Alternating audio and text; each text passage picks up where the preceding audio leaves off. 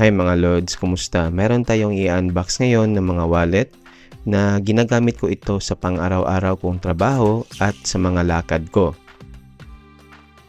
Bale, yung unang wallet na i-unbox natin ngayon is yung brand na Lookback.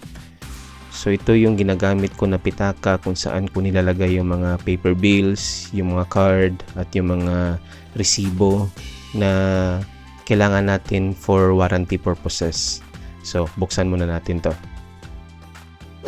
At kung bago ka lang sa channel ko, please don't forget to like, share, and subscribe mga Lods. Maraming salamat. Bali, ang brand pala nito is Lookback. Then, kulay black yung pinili ko. Marami din silang ibang kulay na available.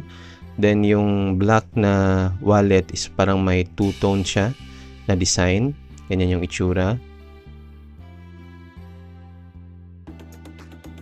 Take note po, single zipper lang ito, but sa loob marami tayong pwedeng mailagay na mga card, pera at yung mga resibo kasi nga ang daming slot na available doon sa loob ng pitaka. So based on the design of the wallet naman, napaka-simple. Hindi masyadong maliit, hindi din masyadong malaki.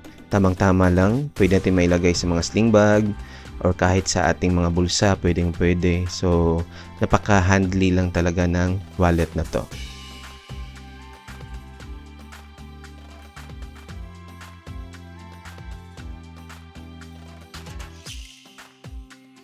Then next, unbox natin itong lalagyan ng mga coins or para siyang pouch na wallet.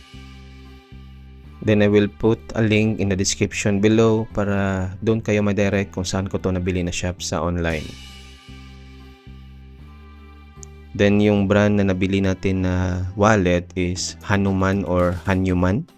Yan yung itsura first. Yan yung unang lalagyan at pangalawa ito. So bali tatlo yung binili ko. Yung isa para sa akin, yung isa para sa girlfriend ko, at yung isa naman pang extra na lalagyan ng mga coins. Bali yung mga design ng wallet na to is para siyang breathable na klase. Napakagaan lang talaga and good for coins na lalagyan para at least hindi mo na kailangan ito na ihalo doon sa mga paper bills mo na mga pera. So yun lamang mga Lods, maraming salamat.